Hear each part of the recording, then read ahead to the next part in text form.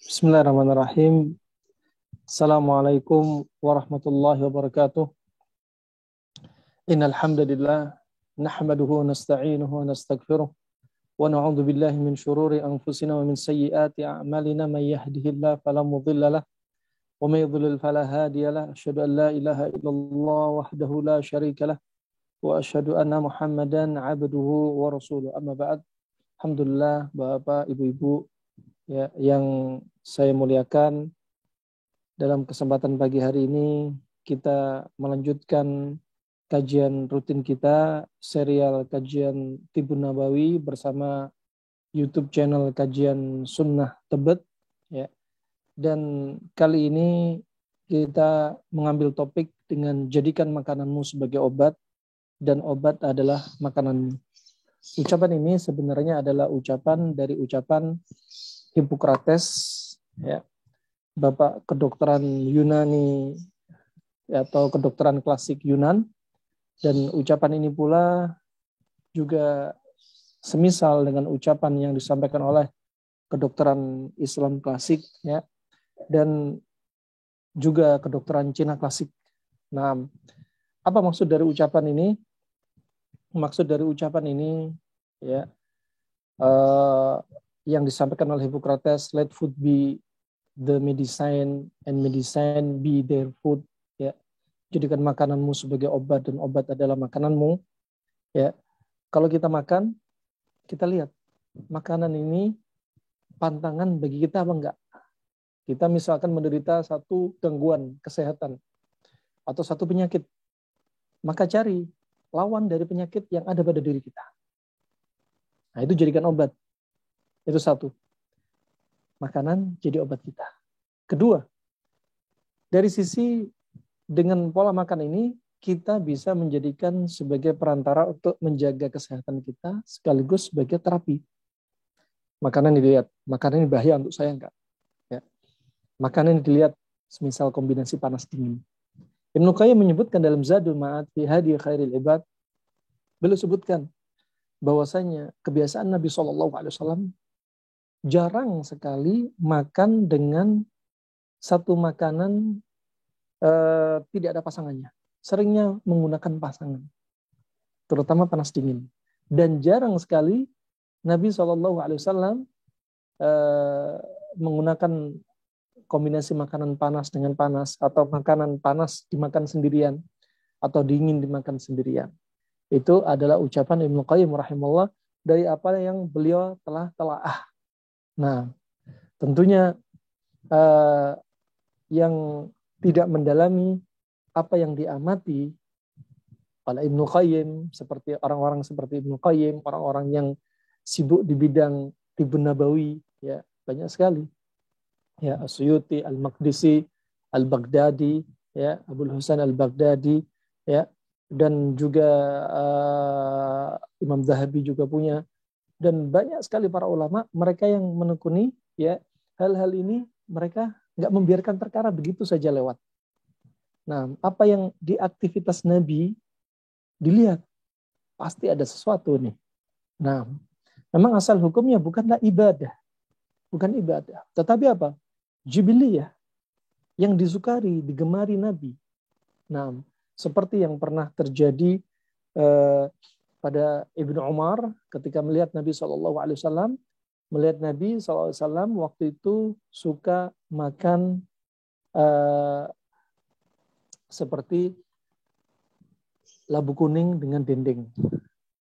Ketika melihat hal tersebut, kata Ibnu Umar, Nabi tidak menyisakan labu kuning, sampai dicari itu labu kuning di piring, dibersihkan, dijilatin sama Nabi SAW. Kata Ibnu Umar, setelah itu aku jarang atau tidak mau menyisakan labu kuning, karena Nabi suka. Dan apa yang Nabi suka, kita makan dengan apa yang Nabi suka, ya bisa menjadi nilai pahala yang diartikan atau dibahas dalam perkara sunnah jibiliyah. Sunnah jibiliyah. Demikian rahimakumullah juga dalam riwayat Jabir radhiyallahu an. Jabir juga semisal dengan demikian. dengan kisahnya Umar Ibn Khattab, ya, dia makan dengan apa yang Nabi suka, ya, seperti dari jenis makanan yang berbahan yaitu tepung, ya, atau seperti tepung roti yang rotinya dari gandum yang dicampur dengan cuka, ya, sebagaimana datang dari riwayat Imam Muslim, ya, datang dari riwayat Imam Muslim bahwasanya setelah melihat Nabi makan tepung gandum dengan cuka, yang mana tepung gandum sifatnya dingin dan cuka sifatnya panas, ya, kemudian kata Jabir, aku senantiasa senang cuka semenjak mendengar Nabi, ya, bahwasanya Nabi suka cuka. Talha juga kemudian Talha, sahabat Nabi juga demikian. Aku senantiasa senang cuka semenjak mendengar dari Jabir bahwa Nabi suka dengan cuka. Nah, barakallahu fikum. Ini menunjukkan mereka perhatian, ihtimam dengan apa yang dimakan Nabi, apa kesukaan Nabi SAW. Dunianya, akhiratnya. Nah, juga tadi dendeng dengan labu kuning. Ya, dendeng sifatnya panas, labu kuning sifatnya dingin. Nah, labu kuning sifatnya dingin. Ini rahimahumullah, sebagian orang mengatakan Nabi makan cuka karena nggak ada menu yang lain, sehingga Nabi mencelupkan roti gandum dengan cuka. Nah, sebagian berpendapat demikian. Nah, artinya sah-sah saja berpendapat demikian, tapi di sini menunjukkan bahwasanya ini bukan sekali dua kali. Bahkan sahabat juga suka ikut mengamalkan apa yang Nabi suka dari cuka sama roti. Roti gandum sifatnya dingin, cuka sifatnya panas. Nah, memang ada yang berpendapat mengatakan cuka, ya, tidak bersifat panas. Ibnu Qayyim juga berpendapat demikian. Tetapi kalau lihat rasanya, cuka mendekati sifat panas. Cuka bermacam-macam, ya. Ada cuka apel, cuka kelapa, cuka madu, ya. Kemudian bisa cuka delima, tergantung apa yang dipakai, ya. Media apa yang dijadikan bahan. Nah, wallahu a'lam bishawab. Dan ini jadikan makanan ini sebagai obat. Ini ucapan Hippocrates, ya. Ucapan Hippocrates sebenarnya tidaklah bertentangan, ya. Ucapan kedokteran Arab, di antaranya Al-Harith bin Kalda. Al-Harith bin Kalda, dia juga menyampaikan, wa kanatil ma'idatu ra'sudda wal himyatu ra'sud dawa. Dan adalah perut itu sarangnya penyakit. Perut itu sarangnya penyakit. Dan menjaga pola makan itu adalah inti dari pengobatan. Sama. Pola makan, makanan yang ada di hadapan kita. Kita pikir, ini penyakit atau obat. Begitu bukan. Nah, makanan instan, ya, makan minuman yang kira-kira bikin gak sehat, goreng-gorengan yang masya Allah digoreng berkali-kali, minyaknya hitam, lihat juga dong. Nah, maka dari situ kita juga mengenal, bahkan subhanallah, kedokteran Cina klasik, ya, yang sudah dikarang buku dengan karangan Huang Di Neijing, ya, Cina klasik, ya, di zaman Kaisar Kuning Cina, perbincangan dia dengan dokter pribadinya, ya, bahkan intinya di situ disebutkan bahwasanya segala macam penyakit yang sulit diobati kembalinya kepada makanan. Subhanallah. Nah, jangankan itu, Al-Quran sendiri coba. Bagaimana Allah berfirman, hal yang duril insanu ila ta'am. Maka manusia hendaknya melihat makanan yang dia makan. Ya, lihatlah makanan yang dia makan, bikin penyakit atau bikin sehat. Nah, maka di sini perlu tadabbur juga. Nabi SAW juga demikian, ketika dihidangkan dengan makanan yang subhanallah, yang menurut dia nggak suka, menurut dia nggak cocok, Nabi nggak mau mengkonsumsinya. Nabi nggak mau mengkonsumsi. Ya, contohnya sebagaimana datang dari hadis riwayat Imam Bukhari, ketika salah satu istri Nabi SAW, Maimunah radhiyallahu anha, ya, ketika menghidangkan kepada Nabi SAW dengan waktu itu disediakan dengan daging kadal Arab, dob, ya, juga disediakan dengan lainnya akid, keju, dan juga disediakan pula saman, minyak sapi. Ya, minyak sapi. Dan kemudian Nabi SAW ya tidak mau makan. Sampai sahabat bertanya, ya Rasulullah, apakah ini haram? Ini menunjukkan sahabat ingin tahu, ya, sangat perhatian dengan halal dan haram. Kemudian kata Nabi SAW, laisa bi haram, innama huwa laisa bi ardi qaumi fa ana ajidu fi nafsi u'afu. Ini enggak haram, cuma kaum Quraisy itu enggak biasa makan makanan seperti ini, dan aku mendapati diriku menjaga dari makanan yang enggak biasa dimakan oleh kaumku. Artinya Nabi apa? Menjaga makanan yang mau dimakan. Lihat-lihat. Kalau makanan enggak disuka, kata Abu Hurairah dari riwayat Imam Bukhari, maka Nabi SAW sabba ta'aman qad in ishtaha wa akala wa illa taraka. Nabi SAW enggak pernah mencela makanan. Kalau suka dimakan, kalau enggak ditinggalin. Dan Nabi ditinggalin sama Nabi. Enggak mau makan. Nabi enggak mau makan. Ya, karena sebagaimana disebutkan Ibnu Qayyim dalam hadis syarah hadis ini dalam Zadul Ma'ad, ya, ini ada padanya kaidah yang sangat agung dalam ilmu kedokteran. Kenapa? Kalau ada sesuatu yang enggak suka, jangan dimakan. Kenapa demikian? Karena bahayanya akan lebih banyak daripada manfaatnya. Bahaya dari sisi agama bisa mencela makanan kalau dia memaksakan makanan yang enggak disuka. Kata Imam Nawawi rahimahullah dalam syarah hadis ini, ya, cukup seseorang mengatakan makanan ini kok asin, ya, hadza malih, ya, cukup dia telah mencela makanan. Nah, apalagi makanan enggak disuka. Ya, contohnya sebagian orang enggak suka dengan jeroan, usus, enggak suka dengan kaki ayam, enggak suka dengan kepala ayam.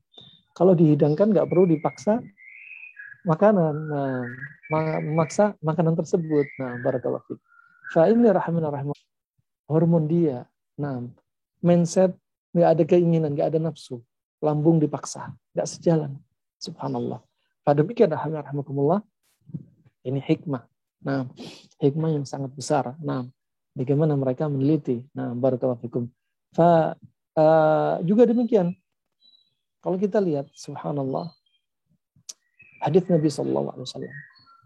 Ya, la tukrihu mardakum bi ta'am wa syarab fa inna Allah tabaraka wa ta'ala yut'imuhum wa yasqihim. Hadis riwayat Tirmidzi, ulama khilaf tentang persahihan hadis ini, tetapi Syekh Albani rahimahullah melalui thariqatus sabr jam'ut turuq dikumpulkan hadis-hadis itu sehingga naik derajatnya menjadi hadis hasan li ghairi. Nah, hadisnya lemah dan menjadi hasan karena penopang-penopangnya. Kata Nabi SAW, janganlah paksa orang yang sakit di antara kalian dengan makan dan minum. Karena Allah Subhanahu wa Ta'ala lah yang memberi makan dan minum. Ini mekanisme. Kalau orang sakit, dia nggak nafsu makan. Mau Anda paksa, justru lebih bahaya paksaan Anda kepada orang yang sakit. Nah, karena apa? Itu mekanisme tubuh dia. Kenapa orang sakit nggak mau makan? Orang sakit lidahnya pahit. Orang sakit hilang nafsu makan. Orang sakit demam, itu mekanisme. Dengan demamnya dia sebenarnya sedang menggodok penyakitnya. Ya, dengan nggak nafsu makannya dia, dengan lidahnya dia yang pahit. Sebenarnya tubuh menolak semua makanan. Tubuh ingin memuasakan dirinya. Biar makanan yang ada di dalam tubuhnya, yang tadi makanan sembarangan, dia nggak mengaplikasikan fal yang duril insanu ila ta'amih. Lihatlah makanan yang hendak kau makan, nggak peduli, semua makan masuk. Ini halal, kok halal itu nggak bikin penyakit. Itu mindset yang keliru. Al-yawma uhilla lakumut thayyibat. Pada hari ini ku halalkan bagi kalian makanan yang baik-baik. Bukan berarti makanan baik itu nggak nimbulin penyakit. Makanan baik juga bisa menimbulin penyakit jika kombinasinya salah. Jika pantangan diterjang. Jika jam-jamnya jam salah, jam makannya. Nah, jika cara masaknya salah, ngolahnya salah. Nah, jika kombinasinya salah, ya, barakallahu fiik. Fa ini rahimahullah jami'an. Fa Nabi SAW menjelaskan seperti ini. Jangan paksa. Karena kalau dipaksa, akan menimbulkan bahaya. Mekanisme dia nggak mau makan, diantaranya adalah biar apa yang sudah masuk dari makanan-makanan yang menumpuk, yang menyebabkan masalah dalam tubuh dibersihkan dahulu, didetoks dengan dia nggak mau makan. Ya, lidah pahit itu sebenarnya mekanisme. Tonsil membengkak, amandel membengkak, itu mekanisme. Dia membengkak sedang mengeluarkan perlawanan bakteri di sekitarnya. Masya Allah. Apa? Laqad khalaqnal insana fi ahsani taqwim. Ya, dan benar-benar ya, kami telah menciptakan manusia dengan sempurna takwim. Kata para ulama ahli tafsir, ahsan takwim yaitu ahsanus surah wa ahsanul qamah. Ahsanut takwim yaitu ahsanus surah wa ahsanul qamah, yaitu sebaik-baik anatomi, sebaik-baik fisiologi. Nah, Masya Allah, ahsanut takwim, ahsanul qamah wa ahsanus surah. Ahsanul qamah yaitu anatominya sempurna. Ya, ahsanus surah itu anatominya. Qamah fisiologinya. Jadi organ dan fungsinya betul-betul sempurna. Ketika sakit, bagaimana sempurnanya organ kita? Dengan memuasakan tubuhnya. Puasa. Dia dapat dibersihin. Semua itu dicuci. Ya. Setelah dicuci, baru ketika masa rehabilitasi yang tadi nggak nafsu makan, ketika masa rehabilitasi, coba lihat. Nafsu makannya tiba-tiba kembali naik. Saat itulah tubuh ada alarm, sudah siap dimasukin. Subhanallah. Fa'inirahmanallah, ya, ajaibnya tubuh kita. Di musim pandemi seperti ini dipakai. Ya, di musim pandemi dipakai. Pilih pola makan Anda. Subhanallah. Jadikan makanan sebagai obat di musim pandemi pula. Jangan dikit-dikit masker, jaga jarak, vaksin, ya. Terus yang bilang minyak kayu putih, habatus sauda, pustul hindi, kemudian juga kloroquine, obat malaria, yang bilang ada obat cacing. Alhasil ya Allah, ya, itu silahkan ambil sebab sah-sah saja. Tapi ini jangan dilupain, pola makan. Kalau seseorang salah pola makan, tubuh menjadi lembab. Tubuh lembab itulah bakal jadi sarangnya media terbaik bagi virus, bakteri, jamur. Bahasa virus, bakteri, jamur itu baru ditemukan pada kurun 19. Nah, para ulama di zaman masa silam, para kedokteran klasik tidak menggunakan istilah ini. Dan istilah ini cocok ketika tubuh lembab, saat itu dia qabil lil waba. Sangat rentan sekali, potensi sekali, dia menjadi sarangnya wabah penyakit. Itu bahasa mereka yang klasik. Nah, makanya nggak heran ada orang subhanallah pakai maskernya disiplin banget. Nggak pernah kita lihat dia itu, bahkan jarang banget lepas masker. Di luar mesti pakai masker. Mungkin lepas masker ketika di rumah, ketika makan, ketika ke kamar mandi, baru lepas masker. Subhanallah, kena wabah juga. Pertama, dengan izin Allah subhanahu wa ta'ala. Kena nggak kena dengan izin Allah subhanahu wa ta'ala. Kedua, ya, kelembapan tubuh itu penting. Faktor dari luar itu pola makan. Faktor dari dalam psikis. Psikis kita itu pengaruh. 90% faktor dari dalam sehat sakit terkait dengan psikis. Yang pertama izin Allah. Nah, 100%. Nah, dan terkait faktor dari luar, pola makan. Berapa banyak orang sudah WFH kena COVID. Kenapa demikian? Karena pola makan dia. Ketika WFH, makan banyak. Jarang olahraga. Ketika ke kantor kerja WFO, dia jalan, gerak, keluar keringat. Nah, makan diiringi dengan aktivitas. Ketika WFH, aktivitas sangat minim, makan banyak, tidur banyak. Tidak olahraga, tidak berjemur. Saat itulah tubuh akan lembab. Tubuh lembab, virus terbang di mana-mana. Jangan bilang virus nggak masuk rumah. Ya, ketika di rumah nggak pakai masker, dia bisa jadi ketika di rumah kenanya. Nah, bisa jadi ketika di kamar mandi, kenanya di kamar mandi. Nah, virus sangat kecil. Walaupun sudah pakai masker, masih ada celah. Walaupun sudah pakai masker berlipat-lipat sampai betul-betul lengket, akan ada saatnya dia lepas masker ketika makan. Mustahil dia nggak lepas masker. Saat itulah rahman perlu dibahas. Nah, ya, jadi bukan semata-mata ya Allah, kalau nggak pakai masker nanti kini sampai ada perpecahan saudara, ya, gara-gara masker. Subhanallah. Sebabnya penularan itu banyak. Nah, sebab penularan, dan kita ambil sebab. Nah, ini pola makan ini penting. Barakallahu fiik. Masker dan sebagainya memang sebab dan bukan menjamin, hanya meminimalisir. Namanya meminimalisir, ya jangan sampai menimbulkan perpecahan antara saudara kita. Ibadah sampai terjadi perpecahan gara-gara masker. Nah, masalah ya. Ini konsep yang perlu disadari. Ya, kalau perlu disampaikan kepada pihak Menteri Kesehatan, itu penting. Kapan wabah akan sampai disebutkan Ibnu Qayyim dalam kitab Zadul Ma'ad fi Hadi Khairil Ibad. Wabah itu nyampe kepada tubuh. Kalau apa? Tubuhnya rahilan. Jika tubuh itu sifatnya dingin lembab. Wa qabilan. Jika tubuh itu punya potensi yang sangat kuat. Nah, disebutin oleh Ibnu Qayyim rahimahullah. Kedokteran klasik. Kurun ke-7 Hijriah. Ya, sudah sangat lama meneliti. Subhanallah, rahimahullah. Begitu pula, untuk menghilangkan tubuh lebab di musim pandemi, yang jadikan makanan kamu sebagai obat sebagai makanan kamu, ya. Kalau enggak demikian, ya, kalau Anda enggak pakai konsep seperti ini, bisa-bisa Anda sakit, nasallallahu afiyah. Kalau sakit, baru menjadikan obat apotik jadi menu wajib Anda, ya. Gara-gara makanan salah, enggak dijaga, akhirnya punya kolesterol, punya sakit mah, punya asam urat, punya kencing manis, punya darah tinggi. Na'udzubillah. Akhirnya Pak pulang dari apotik, bawa kantong plastik isinya obat. Obat apotik jadi menu wajib. Harusnya makanan yang jadi obat, akhirnya obat apotik jadi menu wajib.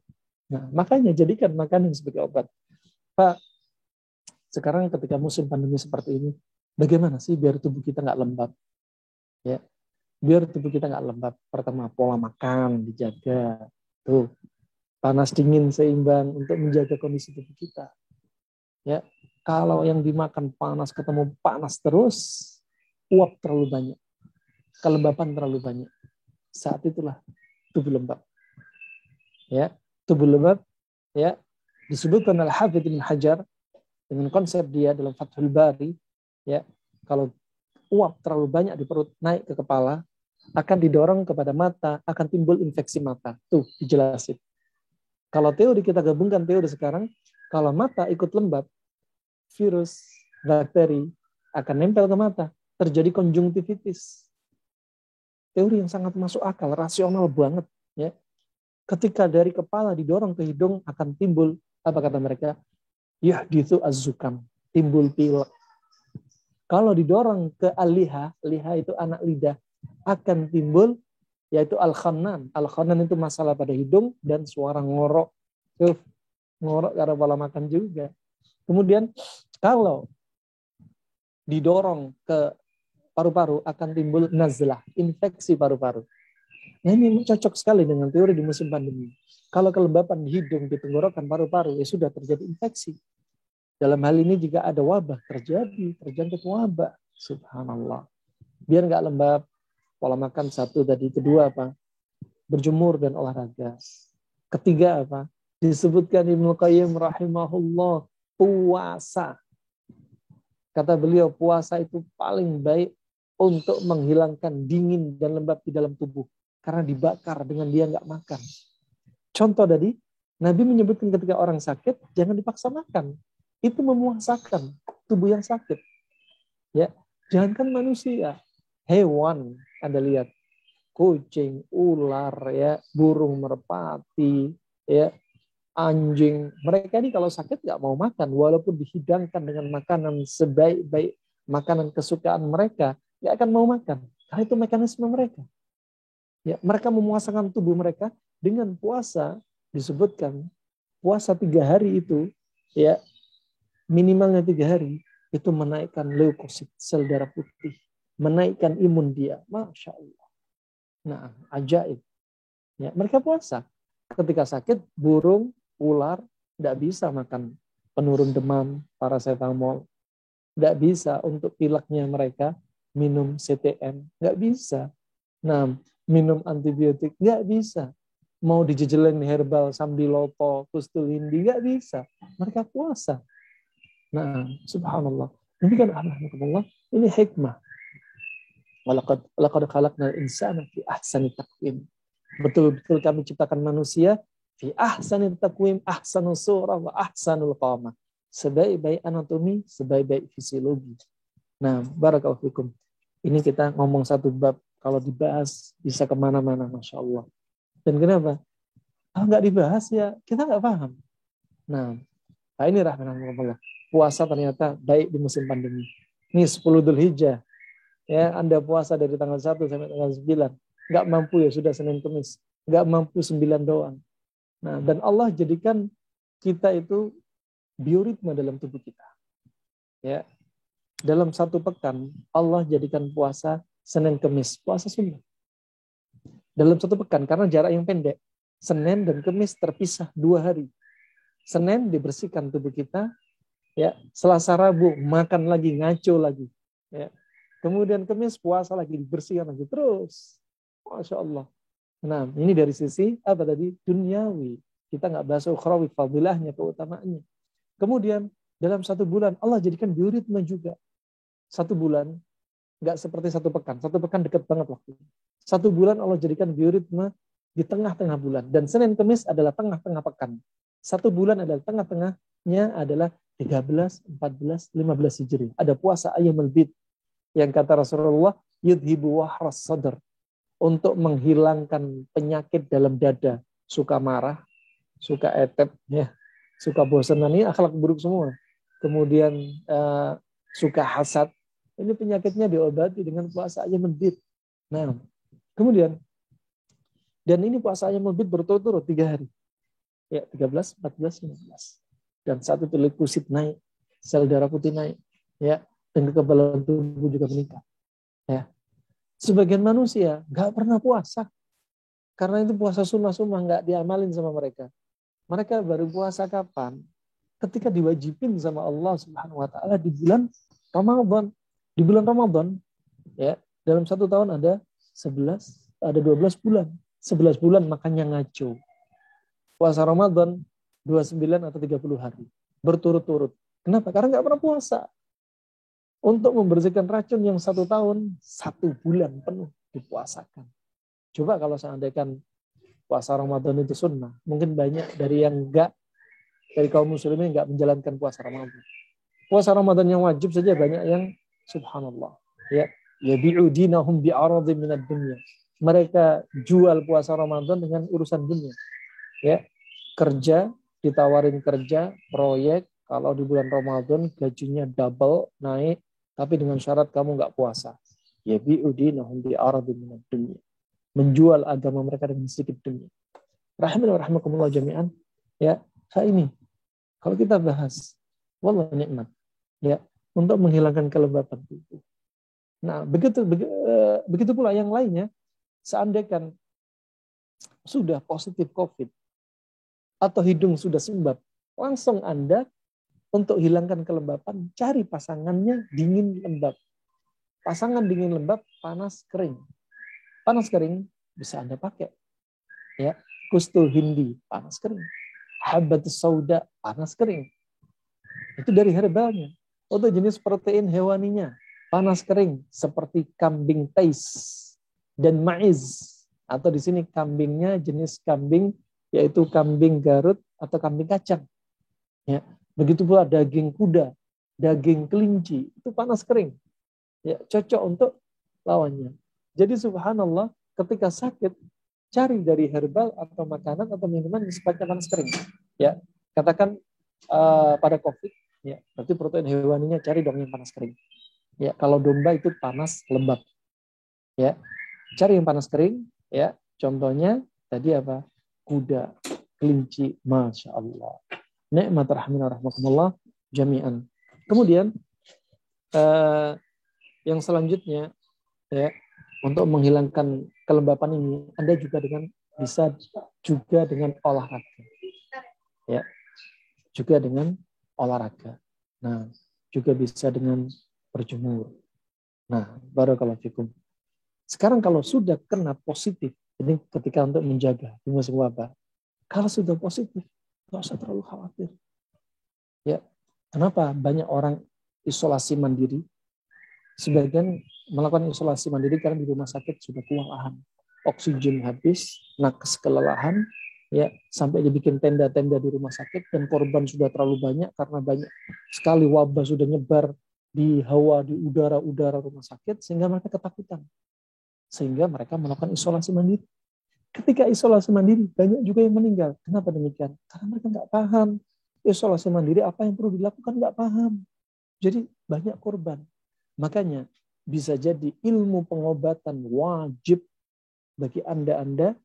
Kenapa? Karena dibutuhkan. Nah, ilmu ini bisa wajib sekarang bagi individu.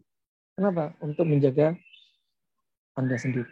Ketika kondisi seperti ini, gimana lagi? Oksigen sudah habis. Nah, rumah sakit sudah pada nolak. Ya. Terus Anda mau ngapain? Ya. Anda mau lari kemana?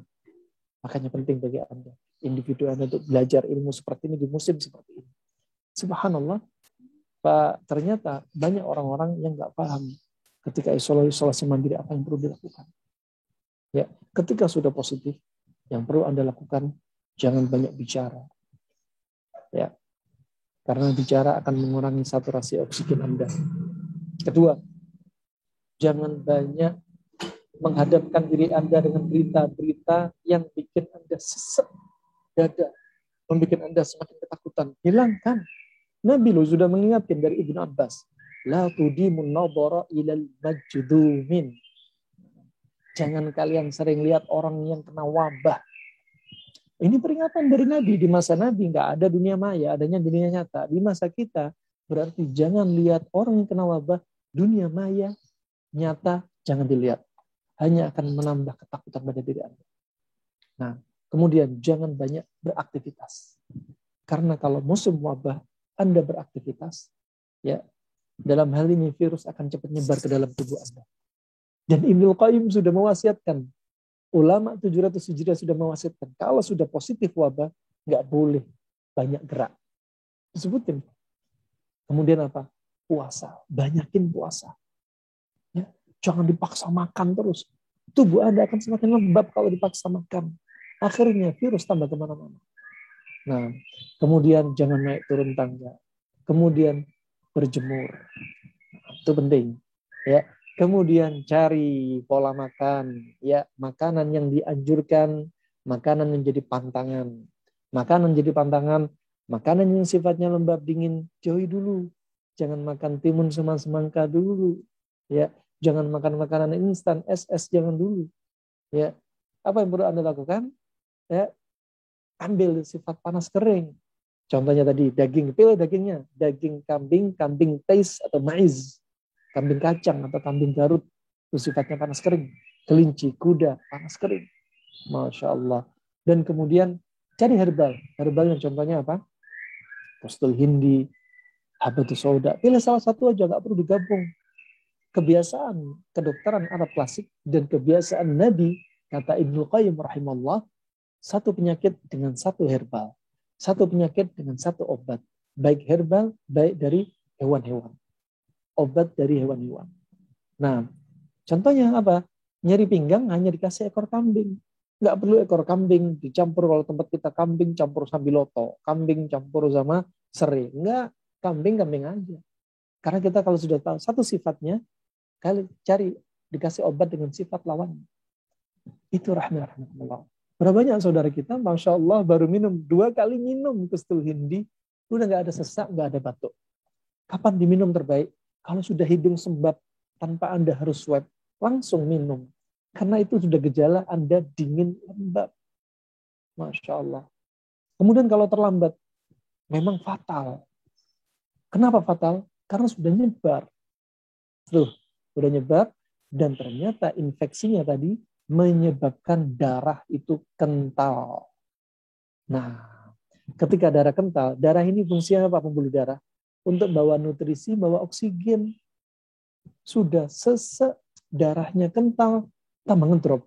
Oksigen dibutuhkan di ginjal, dibutuhkan di paru, dibutuhkan di limpa, dibutuhkan di liver, dibutuhkan di pankreas, dibutuhkan di otak. Semua kurang oksigen. Nah, sudah paru-parunya bermasalah, plus darahnya kental. Apa yang terjadi? Nas'alullah, ya, terjadilah malapetaka sampai menimbulkan, mengancam jiwa, sampai wafat. Itu kronologinya sangat rasional sekali dan mudah sekali untuk dicerna. Rahimani wa rahimakumullah jami'an ini. Makanya kalau kena COVID, bagus tuh pakai fasdu. Keluarin darah yang kental. Karena orang yang terinfeksi, darahnya kental. Makanya kalau di rumah sakit dikasih apa coba? Dikasih plasma. Orang yang sudah sembuh COVID, ya kurang dari 3 bulan, diambil plasmanya. Kemudian diinfuskan ke orang yang kena COVID. Ya, kalau cara tradisional, gampang, keluarin, buang darah itu. Selama tentunya apa? Dia tensinya nggak ngedrop, ya, nggak anemia, dia nggak hipoglikemi, dia nggak kedinginan, ya. Maka sangat bagus sekali dengan dibuang darahnya, baik dengan cara berbekam atau fasdu. Saat itu diganti darah baru. Darah baru ini bawa leukosit. Darah baru ini ya menaikkan kekebalan tubuh. Darah baru ini bawa oksigen dengan mudah. Darah baru ini encer, ya sampai kemana-mana. Ya Allah, ajaib. Ya, ternyata sesuatu yang mudah jangan dipersulit. Nah, ada cara mudah. Yang ngerinya, ya COVID ini bakal mematikan kalau dia ketakutan. Nah, sebenarnya yang membunuh dia adalah rasa takut dia. Rasa takut dia memakan, menggerogoti diri dia. Menggerogoti imun dia, menggerogoti iman dia. Nah, ini rahimani wa rahimakumullah jami'an. Ya. Makanya orang takut itu ngedrop iman sama imunnya. Bahkan bisa membunuh seseorang. Ketika sudah takut. Mindsetnya sudah membawa dia ke arah ya kematian. Nah, contoh saja terjadi kenyataan ketika ada seseorang terjebak di dalam lemari es yang besar. Ya, terjebak di dalam lemari es. Dia merasa kedinginan, menggunakan selimut, ya, sampai akhirnya mati kedinginan. Padahal mekanik kulkas mengatakan sudah sekian hari lemari es ini sudah rusak. Nah, tetapi karena si mindset orang ini di dalam lemari es, mindsetnya sudah dingin namanya kulkas, kedinginan. Akhirnya dia mati kedinginan. Ketakutan karena kedinginan. Padahal rusak. Maka itu pengaruh sekali. Psikis pengaruh terhadap fisik, imun dan iman dia. Nah, psikis melemahkan tawakal dia. Psikis melemahkan imun dia. Ya, psikis ini menimbulkan dampak fisik. Subhanallah. Contoh, coba lihat surat Yusuf ayat 84. وَبْيَضَّتْ عَيْنَاهُ مِنَ الْحُزْنِ فَهُوَ كَذِيمٌ. Ya, dan kedua mata Nabi Yakub alaihissalam ya memutih. Kenapa memutih? Kata Allah, karena sedih yang numpuk. Sedih numpuk karena berpisah dengan Nabi Yusuf sekitar 40 tahun. Dicampur dengan kadhim, marah juga numpuk karena marah kepada saudara-saudara Nabi Yusuf yang mencelakakan dia. Ditambah lagi ada saudaranya Nabi Yusuf, disebutkan Ibnu Katsir, yang wajahnya hampir mirip dengan Nabi Yusuf, hilang juga. Disebutkan dalam riwayat namanya Benyamin. Ya, sehingga Nabi Yakub kumpul sedih campur amarah, ya numpuk. Dan Nabi Yakub dijuluki dengan Israel. Makanya jangan juluki orang Yahudi Israel, jangan. Yahudi ya Yahudi. Karena Israel itu julukan Nabi Yakub. Ada yang mengatakan dijuluki Israel, Isr dan Il. Artinya apa? Isr itu seperti abd, hamba. Il, ilah. Berarti maknanya hampir semakna dengan Abdullah. Nah, ada yang berpendapat Israel, Isr fil lail. Yaitu yang melakukan perjalanan di malam hari. Nabi Yakub keliling ya ke penjuru daerah mencari Nabi Yusuf. Ya, hampir 40 tahun. Sampai akhirnya disebutkan Muqatil, seorang ulama tafsir, bahwasanya Nabi Yakub buta sekitar 6 tahun.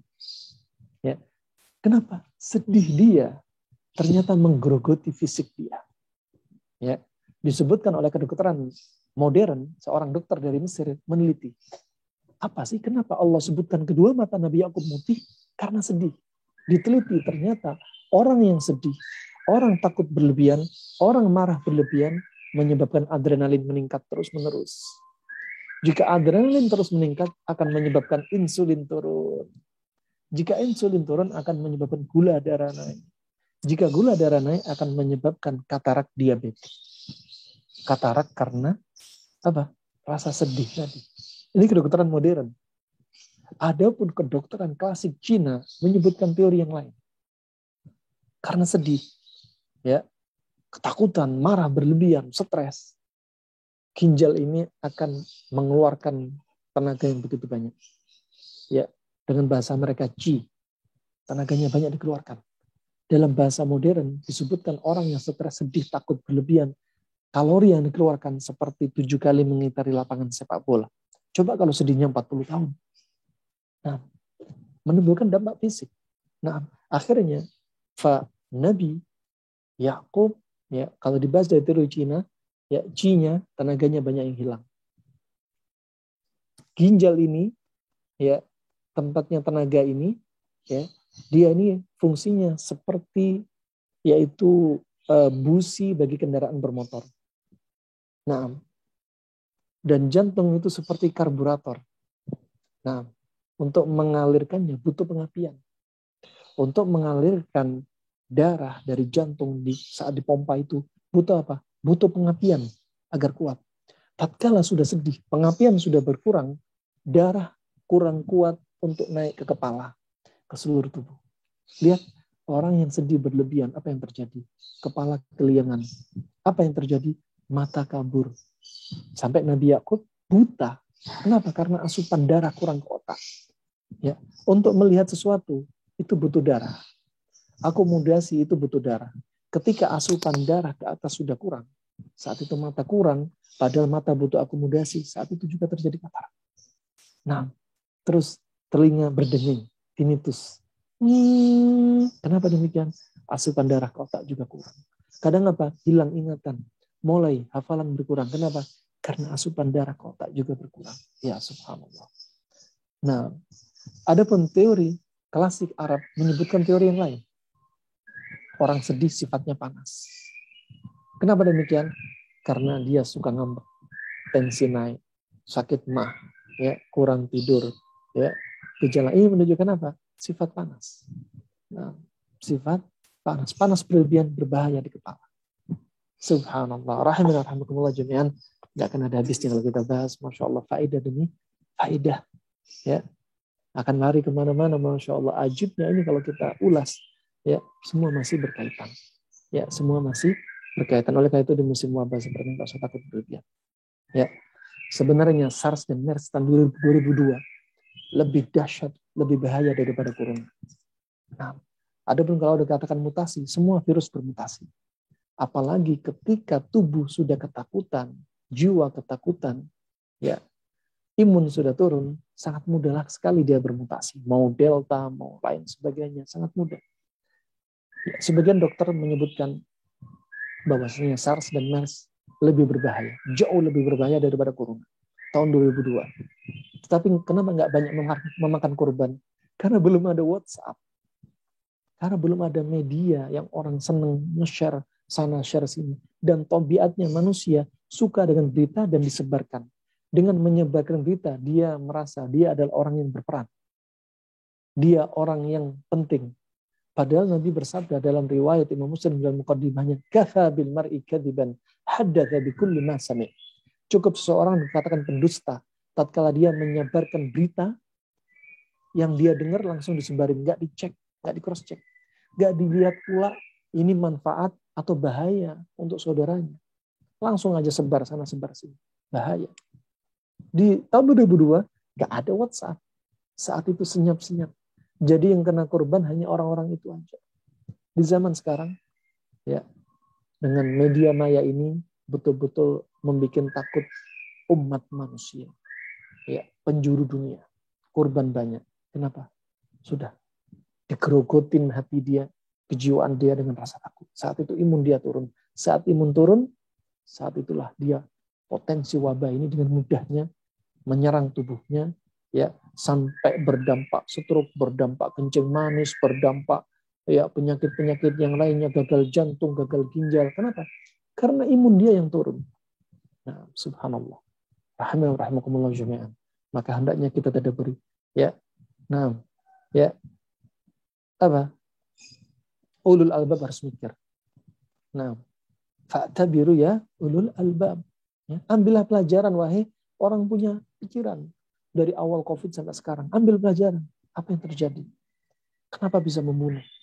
Ya, ternyata berbahaya, bisa membunuh karena tubuh seseorang lembab. Dibiarin lembab, nggak cepat berubah. Ternyata karena rasa takut. Itu perlu dibahas. Nah, perlu dibahas. Barakallahu fikum. Nah, ini sebab-sebab duniawi. Ya, kalau tanya kapan wabah akan diangkat, pikir juga sebab ukhrawinya. Allah turunkan wabah karena dosa kita. Nggak usah pikir karena konspirasi. Nggak usah pikir karena ini orang-orang yang makan makanan haram. Nggak usah pikir karena ingin menghancurkan ekonomi dunia. Nggak usah dipikir karena ini, karena dan lain sebagainya dari apa yang mereka sebutkan. Alhasil turunkan Allah karena dosa-dosa kita. Wa ma asabakum min musibatin fabima kasabat aydikum. Allah enggak akan memberikan musibah, menurunkan musibah kecuali karena dosa-dosa kita. Nah, wa ya'fu an katsir. Nah, demikian Allah jami'an. Demikian kata Al-Hafidz Ibnu Hajar, wabah itu turun lintisyari zina wa fasyu al-fawahish. Karena zina sudah merajalela, karena maksiat merajalela. Obatnya apa berarti? Taubat kepada Allah, tawakal kepada Allah Subhanahu wa taala. Ikhtiar, doa ya kepada Allah Subhanahu wa taala. Allah sudah berfirman, "Innallaha la yughayyiru ma biqaumin hatta yughayyiru ma bi anfusihim." Allah enggak akan merubah kondisi suatu kaum sampai kapan? Sampai mereka merubah kondisi mereka. Kita ini kaum yang kena wabah. Allah enggak akan merubah kita sampai apa? Sampai kita merubah kondisi kita. Kenapa diturunin wabah? Karena maksiat kita. Kapan akan diangkat? Kalau kita sudah banyak bertobat, istighfar kepada Allah Subhanahu wa taala, bertobat kepada Allah Subhanahu wa taala. Demikian alhamdulillah. Ya, makanan sebagai obat itu penting, termasuk di musim pandemi. Nah, kemudian sehat, sakit, gemuk, kurus, is your choice. Ya, kena wabah, tidak kena wabah, juga pilihan kita. Semua takdir Allah, tapi kita juga punya pilihan. Ya, nggak ngambil sebab untuk nggak tertular. Iya pilihan kita juga. Nah, demikian. Halaman 27 itu adalah ringkasan apa yang kami sampaikan. Walaupun ringkasannya panjang lebar, walaupun itu penjelasan bukan ringkasan, intinya seperti demikian. Kemudian bahkan seorang profesor Muhammad Sulhan, Bapak Profesor Muhammad Sulhan, ya, dan beliau ini adalah murid dari Profesor Dr. Rahmat Sugih, ya, SPGK, SPGM, Guru Besar Kedokteran UI, dan beliau juga pernah menjabat sebagai Ketua Ahli Gizi se-Indonesia. Beliaulah yang memberikan kata pengantar dalam buku ini. Ya. Dua profesor ini mengatakan bahwasannya 90% penyebab penyakit adalah makanan. Termasuk terjangkitnya wabah karena makanan. Ya. Nah, karena makanan Anda yang menyebabkan tubuh Anda lembab juga pengaruh. Ya. Bukan karena tidak pakai masker saja, bukan karena nggak jaga jarak saja. Makanan itu penting. 90% penyebabnya juga makanan. Ya. Nah, barakallahu fiik. Walaupun pakai masker, kalau tubuhnya lembab gara-gara salah makan, ya bisa menjadi faktor resiko dia akan terpapar juga. Nah, dan sekarang ini kita berada pada musim pancaroba, musim pandemi. Jadi orang yang sakit sekarang, ya masih terkait dengan flu-flu, ya. Nah, bisa jadi orang yang sakitnya karena murni pancaroba, demam, batuk, pilek karena pancaroba. Ya. Kemudian ada orang yang murni COVID di musim seperti ini. Ya, dengan ciri khasnya batuk, pilek, ya nyeri pada tulang-tulang, sendi-sendi dan lain sebagainya. Nah, kemudian yang ketiga, pancaroba disertai dengan COVID. Nah, barakallahu fiik. Ala kulli hal, pintar-pintar Anda mengambil sikap. Ya. Pintar-pintar Anda merespon diri Anda, menyikapi diri Anda yang sakit. Makanya di musim seperti ini, musim pandemi, bisa menjadi wajib Anda belajar ilmu pengobatan. Nah, kemudian rahmatullah, halaman 29 Anda lihat, usus kerap dianggap sebagai otak kedua. Makanya ada kaitannya, apa yang kita makan, ya ngefek kepada otak juga. Ya. Orang yang kata Ibnu Qayyim, orang banyak makan, otaknya itu tumpul. Hafalannya juga lemah. Daya pikirnya lemah. Kenapa? Karena pembuluh darah itu dikonsentrasikan ke alat pencernaan. Harusnya lari ke otak, ya. Otak berpikir, tapi apa? Sibuk dengan perut. Nah, disibukkan dengan perut. Subhanallah. Demikian Ibnu Qayyim juga mengatakan, orang yang sering memperhatikan untuk membesarkan ototnya, membesarkan tubuhnya, badannya, ya, daya pikirnya dan hafalannya juga lemah. Kenapa? Karena pembuluh darah dialihkan ke otot-otot yang ingin dibesarin. Nah, makanya sedang-sedang saja, nggak usah ekstrim olahraga, nggak usah ekstrim kanan. Juga jangan ekstrim kiri, nggak olahraga sama sekali. Ekstrim kanan olahraganya ya nafsu untuk membesarkan tubuh. Ya, akhirnya apa? Jatah darah ke otak berkurang. Nah, dan makanan ini tergantung juga bermasalah terkait dengan sehat sakit karena kaitannya dengan hormon. Kaitannya dengan hormon. Anda silakan baca halaman 30. Ada di situ. Apa kaitannya makanan dengan hormon? Halaman 31. Siapa sih seorang dokter sebenarnya? Ibnu Qayyim mengatakan ya dalam Zadul Ma'ad jilid 4 halaman 9, dia mengatakan dokter itu siapa? Hakikatnya dokter adalah orang yang bisa membedakan kombinasi yang berbahaya bagi manusia. Nah, atau sebaliknya, dia juga yang bisa mengkombinasi ya apa-apa yang bahaya bagi manusia jika seharusnya digabung dipisah. Harusnya digabung ini sama ini. Panas sama dingin tahu. Tapi dipisah. Panas saja yang dikasihin atau dingin aja yang dikasihin. Ya, itu juga akan berbahaya dan dokter tahu seperti ini. Atau dia yang bisa mengurangi apa yang membahayakan manusia jika berlebihan. Dia paham.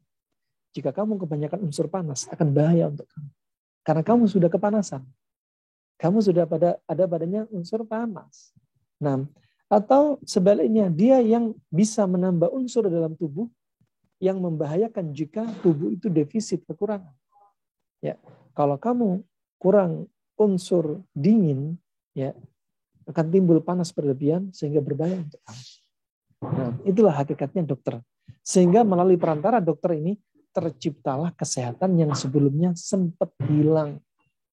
Yang sempat hilang. Katakan pada kondisi tengah. Tubuh dalam kondisi di tengah.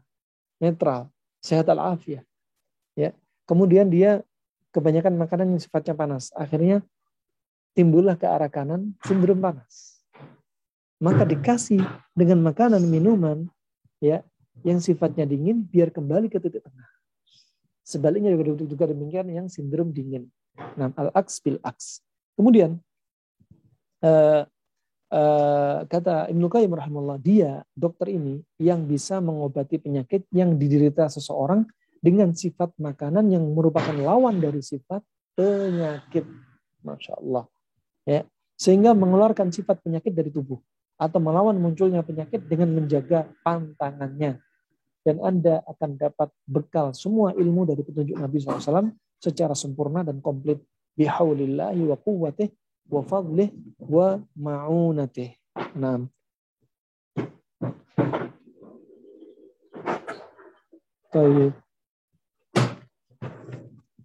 Kemudian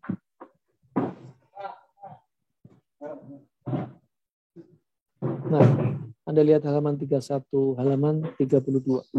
Ya. Tadi sudah disebutkan bahwasanya makanan itu penting. Apa yang Anda makan jadikan obat. Kalau enggak, ya, Anda akan menjadikan apa? Obat-obat apotik jadi menu makanan wajib Anda. Nah, atau obat-obat herbalan jadi menu wajib, pahit-pahit itu jadi menu wajib Anda. Jadikan makanan Anda sebagai obat dan obat pada makanan Anda itu sebagai menu Anda. Nah, demikianlah rahmatullah. Juga Hippocrates juga berkata, disease which result from overeating is cured by fasting. Ya, penyakit yang diakibatkan karena makan berlebihan, maka obatnya juga puasa. Lawan dari makan berlebihan, ya puasa. Nah, lawan sehat, sakit. Nah, demikian. Lawan berlebihan, ya kekurangan. Nah, ada panas, ada dingin, ada lembab, ada kering, ya, ada dosa, ada maksiat, ya, ada ion positif, ada ion negatif, ya, ada sehat, ada sakit, ada surga, ada neraka, Ya, ada langit, ada bumi, ada matahari, ada bulan, ya, ada laki, ada wanita, ada jantan, ada betina. Demikian berpasang-pasangan. Dan obatnya orang karena kebanyakan makan, dia puasa. Ya, obatnya tubuh yang dingin, ya, lembab, ya dikeringin. Ya, tubuh dingin lembab dikeringin dengan apa? Dengan puasa. Atau dengan herbal sifatnya seperti COVID dingin lembab, kasih herbal lawannya, kustul hindi. Contohnya demikian. Barakallahu fikum. Maka ya puasa itu penting. Makanya Nabi SAW bersabda, wa kulu washrabu wa la tusrifu. Ya, dalam surat Al-A'raf ayat 31, dan makan dan minumlah kalian, jangan berlebihan.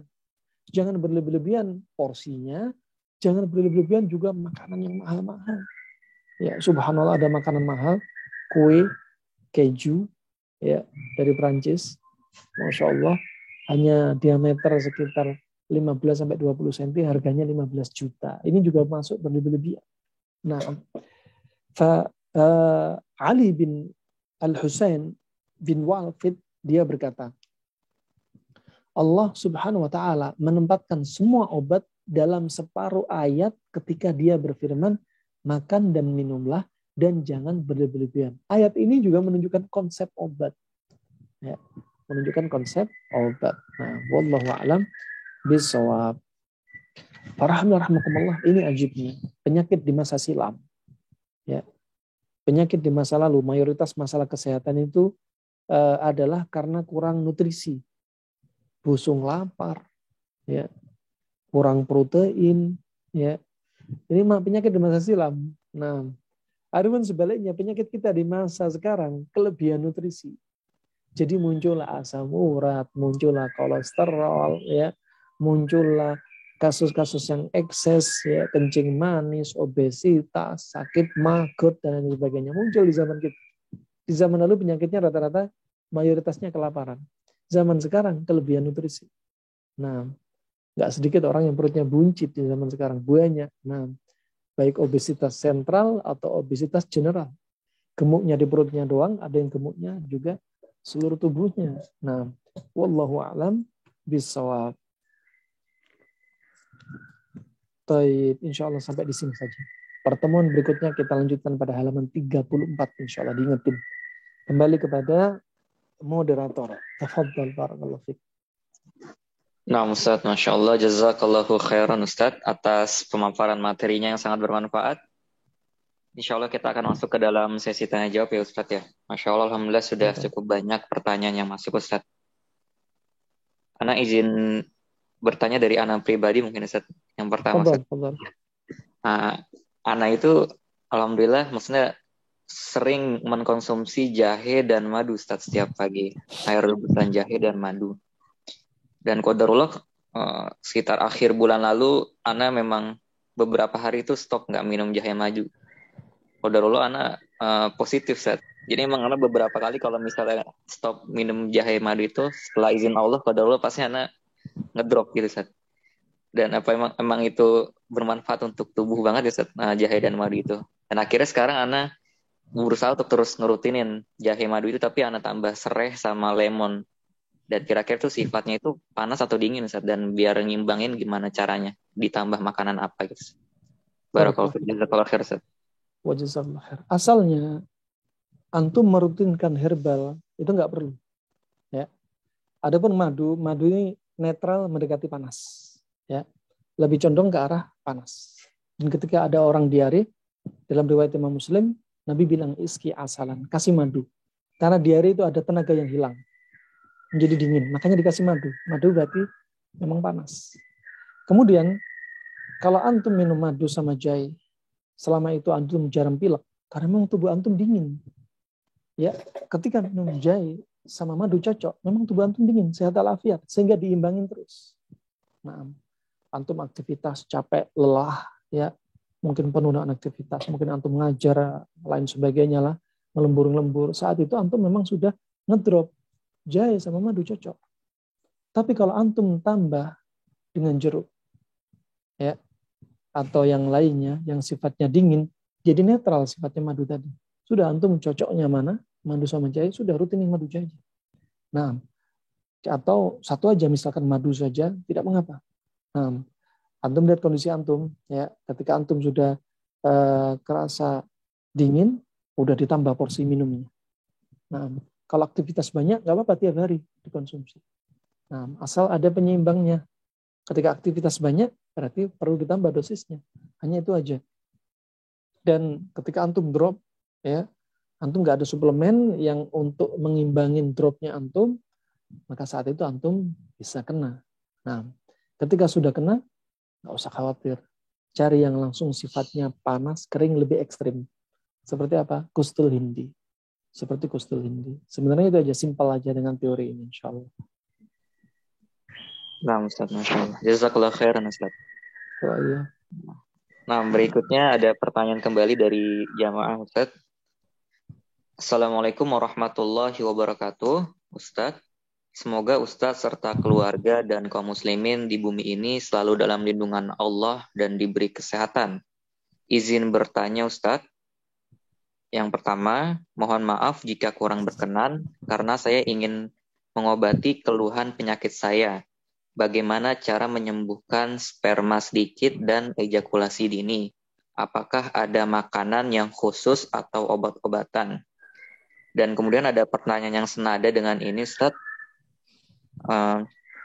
Ustaz, apakah ketika kita jarang berhubungan intim itu menyebabkan kekurangan dalam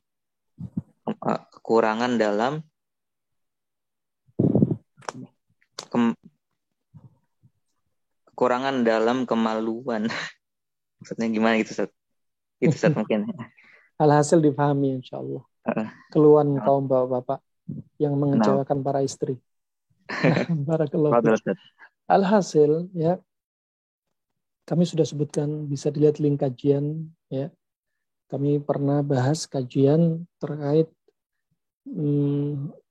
bimbingan Islam dalam hubungan intim dalam 8 seri kajian terkait dengan bab yaitu Ibnu Qayyim rahimahullah dalam Zadul Ma'ad, ya. Nanti insya Allah selesai kitab ini, mangga kalau mau dibahas, monggo, ya, silahkan. Tetapi pembahasannya memang harus hanya untuk orang dewasa dan banyak vulgarnya, dan itu memang layak untuk disampaikan. Innallaha la yastahyi minal haq. Ya, Allah nggak malu dari menyampaikan al-haq. Demikian Nabi juga bersabda semisal dengan ayat tersebut. Ya. Dan sebaliknya kalau nggak dijelasin akan menimbulkan bahaya. Ya, seperti ada seorang wanita sahabiah, dia lapor kepada Nabi. Wanita ini lapor kepada Nabi, ya Rasulullah, suamiku memaksa aku untuk dia bisa melayani suaminya untuk mendatangi dari lubang dubur wanita. Ya, kemudian Nabi baru bersabda seperti sebagaimana ayat ini. Allah nggak malu untuk menyampaikan al-haq. Ya, kemudian Rasulullah mengharamkan yang demikian. Ya, Rasulullah mengharamkan laki-laki mendatangi dari lubang dubur wanita. Nah, dua hal yang diharamkan dari wanita, dari lubang kubulnya, alat vital kemaluan wanita dalam keadaan haid, permisi akramakumullah, juga dalam keadaan melewati dari belakang dari lubang duburnya. Masalah afiyah.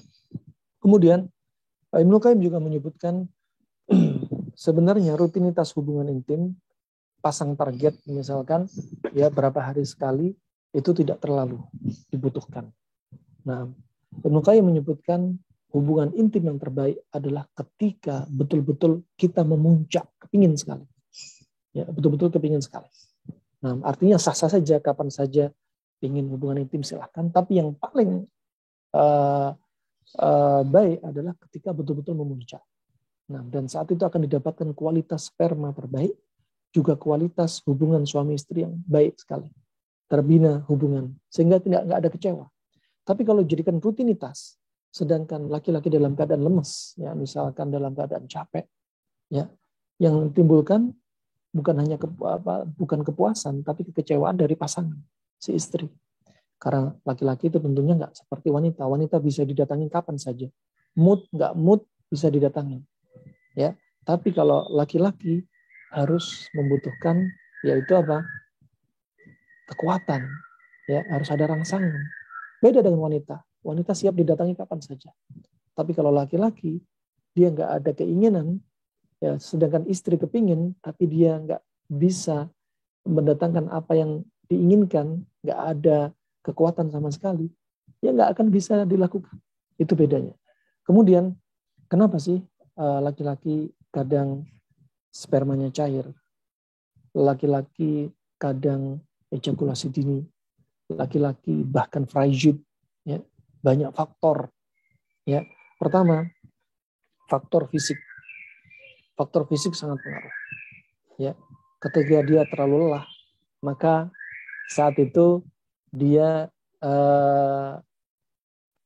nggak bisa maksimal untuk bisa melakukan hubungan intim. Ya, makanya Nabi SAW mengajarkan, coba, ketika seseorang selepas dari safar untuk tidak mendatangi istrinya. Kenapa? Bisa jadi dia lelah, kualitas hubungan intim nggak baik nanti. Bisa jadi sperma juga nggak sehat. Nah, ini hikmah kalau kita bahas. Masya Allah. Kemudian terus terkait dengan makanan. Makanan yang dia makan. Ya, makanan yang dia makan pengaruh dengan menghasilkan sperma. Ya, banyak dan tidaknya. Seperti Ibnu Qayyim menyebutkan, makan ikan segar untuk menambah kualitas sperma. Ya, makan daging yang sifatnya panas menambah kualitas sperma. Nah, dan banyak sekali ya yang disebutkan Ibnu Qayyim rahimahullah. Nah, ada akan kita sebutkan dalam kitab ini, dalam buku Latai Asy-Syifa'u Qarib. Kemudian juga yang pengaruh juga terkait dengan penyakit. Ya, contohnya orang yang kencing manis, kadar gula naik, subhanallah, akan pengaruh. Kenapa? Bikin ginjal itu lemah. Sehingga pengapian ginjal untuk menyebarkan darah ke alat vital juga lemah. Nah, juga lemah. Makanya kalau ada orang kencing manis, rata-rata sudah lemah itu. Nah, kemudian juga faktor yang lainnya stresor. Ketika dia banyak beban, ya, beban pekerjaan, beban karena difitnah oleh orang, ya, itu juga pengaruh. Nah, juga pengaruh. Kemudian tatkala adalah masalah rumah tangga, tatkala dia nggak move on dari masalah, ya, mudah baper-baperan, nggak akan bisa. Nah, coba Nabi SAW, ya, bertengkar sama Aisyah, tapi Nabi bisa memanage. Ya, Aisyah teriak-teriak. Nah, tapi Rasulullah nggak bilang, kamu nggak tahu lah saya ini Rasul. Kamu nggak tahu saya ini Nabi. Kamu nggak tahu aku sebaik-baik manusia dari Adam sampai hari kiamat. Secara mutlak. Kamu nggak tahu aku sudah dijamin masuk. Nggak ada bilang demikian. Ya, Rasulullah nggak bilang demikian. Laki-laki yang move on, laki-laki yang akil, dia paham bagaimana mendidik istrinya. Nah, istrinya teriak-teriak. Sampai Rasulullah berkata kepada Aisyah, ya Aisyah, kalau kita nggak selesai kayak gini, ya sudah, kita jadikan hakim di antara kita. Siapa hakim dari manusia, dari makhluk ini? Ya, di atasnya Rasulullah. Rendah hatinya Rasulullah ingin mengobati Aisyah yang sedang marah. Nggak membalas dengan amarah. Makanya laki-laki harus lebih sabar dari wanita. Nah, kemudian dipanggillah Abu Bakar sebagai hakim. Ya. Kemudian Aisyah marah, sampaikan, ceritakan sebenarnya gimana sebenarnya kisah pertengkaran kita kepada Abu Bakar As-Siddiq, katanya Aisyah. Dipanggillah Abu Bakar. Ketika Abu Bakar mau masuk rumah, dengar suara teriak-teriak Aisyah kepada Rasulullah. Langsung Abu Bakar mengangkat tangannya, mau memukul Aisyah. Kemudian kira-kira Aisyah sembunyi di mana? Di kolong, kamar mandi, dapur, ya, sembunyi di belakang Rasulullah. Ketika Abu Bakar ke kanan mau memukul Aisyah, Rasulullah ke kanan, mengulurkan tangannya. Ketika Abu Bakar ke kiri, Rasulullah ke kiri. Aisyah sembunyi di belakang punggung Rasulullah. Sambil kemudian Rasulullah menoleh ke belakang, ya Aisyah, siapa sebenarnya hakim di antara kita? Ternyata Rasulullah yang jadi hakimnya. Kemudian Abu Bakar keluar rumah. Ya, marah. Berapa menit kemudian Abu Bakar balik. Sudah mendapati Rasulullah dan Aisyah rambutnya sudah basah. Sambil makan anggur. Katanya Abu Bakar, kalau kalian seneng-seneng, gak panggil saya. Kalau kalian bertengkar, kalian panggil saya. Wah, ini mindset itu penting. Ketika Anda mengikuti baperan, nggak bisa hubungan intim. Nah, juga berikutnya, kenapa sering terjadi ejakulasi dini juga? Karena perbuatan maksiat. Salah satu dari pasangan atau dua-duanya. Ketika laki-laki sering melihat film-film porno, sering melihat mandor al-khali'ah, wanita berpakaian tapi telanjang, nggak ada lagi cantik-cantiknya istrinya di hadapan dia. Saat itu sudah nggak tertarik. Ya, maka itu penyakit. Sebagaimana kisah seorang syekh, didatangi seorang laki-laki, ya syekh, saya kok nggak cinta lagi sama istri saya, syekh. Kenapa? Istri kamu nggak cantik. Kejadian di Saudi. Istri saya cantik, ya syekh. Lantas kenapa? Kamu sering bertengkar. Istri saya baik, nggak pernah bertengkar, ya syekh. Kenapa? Istri kamu nggak melayani di ranjang. Istri saya melayani saya di ranjang, ya syekh. Satu pertanyaan syekh nggak bisa dijawab sama laki-laki. Apa kamu sering melihat mandar khadi'ah? Kamu sering melihat website-website yang porno? Satu dia nggak bisa jawab. Subhanallah. Nah, alhasil antum cari sebab antum apa? Kalau sebab antum salah satu dari tadi, berarti cari obatnya. Kalau seandainya sebab antum kencing manis, obat kencing manis. Kalau sebabnya antum misalkan karena kurang nutrisi yang menambah sperma dan menambah kekuatan, ya cari obatnya, berarti di situ salahnya. Nah, barakallahu fikum. Alhasil, ya gambarannya, perangkap coba, ada yang subhanallah, permisi 15 tahun nggak bisa berdiri. Nah, kalau mau permisi, ada yang 10 tahun nggak bisa berdiri. Nah, subhanallah dengan terapi bekam, di bawah pusar sekitar 6 titik, ditambah dengan ramuan herbal untuk menambah kekuatan dia. Masya Allah. Ya, bisa berdiri dan sperma lebih kental, juga dia lebih tahan lama. Nah, alhasil itu saja hanya isyarat saja, ya. Penjelasan tentunya panjang lebar banyak sekali. Tentunya nggak cukup dibahas di sini. Barakallahu fikum. Nah, Ustaz, insyaallah jazakallahu khairan Ustaz atas jawabannya. Kemudian ada pertanyaan kembali Ustaz. Insyaallah cukup banyak yang bertanya mengenai COVID ini Ustaz. Ustadz, apakah boleh kalau sudah kondisi lembab dan qadarullah positif COVID, apakah boleh berpuasa? Dan apakah boleh dalam kondisi COVID ini untuk antisipasi rutin fasdu, bekam, guroh, dan pengobatan sunnah lainnya? Tafadhol Ustadz. Nah, ketika sudah positif COVID, puasa. Nah, dan Anda makan kurma, nggak apa-apa makan kurma, walaupun Anda kencing manis, nggak apa-apa. Ya, kurma ini sifatnya panas untuk menghilangkan kelembapan juga. Nah, kemudian Anda puasa untuk menghilangkan kelembapan juga. Ya, bahkan disebutkan oleh Syahani, beliau ahli dalam Tibbun Nabawi, dan direkomendasi oleh 6 orang dokter dari Mesir dan dari Madinah, ya, bahwasanya 100 gram butir kurma, 100 gram kurma, kalau butir kita timbang ketika kurma sukari sekitar 6 sampai 7 butir. Ya, satu harinya 100 gram atau 6 sampai 7 butir, 3 pagi, 3 sore, 3 sahur, 3 ketika buka. Ternyata jadi obat untuk mengobati kencing manis. Ya. Nah, barakallahu fiik. Juga tebu. Tebu itu bagus untuk pernafasan. Tebu itu sifatnya panas. Anda batuk pakai tebu. COVID itu dingin lembab. Tebu ini panas untuk melegakan tenggorokan. Ya. Bahkan orang kencing manis juga bisa pakai tebu. Manisnya tebu dan manisnya kurma ternyata, ya, dengan dosis yang tepat tidaklah membahayakan kencing manis, bahkan jadi obatnya kencing manis. Alhamdulillah sudah banyak yang sudah merasakan hasilnya. Ya, 1 bulan konsumsi tebu rutin setiap hari, dengan izin Allah kadar gulanya langsung normal. Kemudian rahmatullah, kalau sudah positif gini, ya langsung juga konsumsi kustul hindi. Nggak usah banyak-banyakan herbal, nggak usah kombinasi ini kombinasi itu, cukup 1 herbal aja. Nah, cukup 1 herbal. Kemudian bagaimana dengan gurah dan bekam? Nah, gurah dan bekam, kalau sekiranya Anda merasa darah Anda sudah kental, ya, di antara ciri darah kental biasanya apa? Biasanya timbul gatal-gatal di tubuh, nggak nyaman. Kadang kepala pusing, ya. Kemudian ada organ yang kadang seperti sering kram, udah langsung aja. Bukan berarti dirutinkan, ketika ada keluhan aja. Nah, silahkan. Kalau standarnya, kamu mau dirutinkan, ya sesuai dengan umur darah. Umur darah 140 hari. Ya. Kalau Anda mau fasdu, silahkan. Berarti 3 bulan, 4 bulan sekali, silahkan mau rutin fasdu. Tapi kalau sudah ada gejala kelainan, misalkan tensi naik, kolesterol tinggi, ya, kemudian ada yang kaku-kaku di tubuh, ya sudah langsung aja fasdu.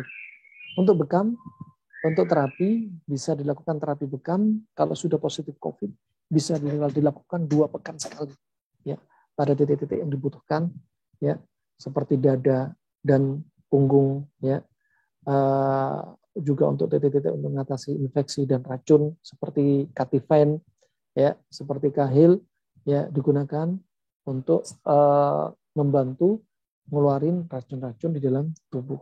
Nah, dengan darah yang baru itu pula saat itu sebagai obat ya, darah yang kotor dikeluarin, diganti darah yang baru. Darah baru membawa nutrisi, membawa oksigen, membantu proses penyembuhan. Kekentalan tadi akan menyebabkan masalah ya pada perbaikan jaringan, masalah peredaran sel darah putih, sehingga dikeluarin. Nah, barakallahu fiik. Insyaallah itu. Ustaz, Masya Allah, jazakallahu khairan Ustaz atas jawabannya. Afwan Ustaz, sudah jam 11:30 tapi masih ada sekitar 5 pertanyaan Ustaz. Bagaimana baiknya Ustaz? Apakah dicukupkan saja? Nggak apa, dilanjutin aja nggak apa. Oh, nggak apa. Kemudian pertanyaan berikutnya Ustaz.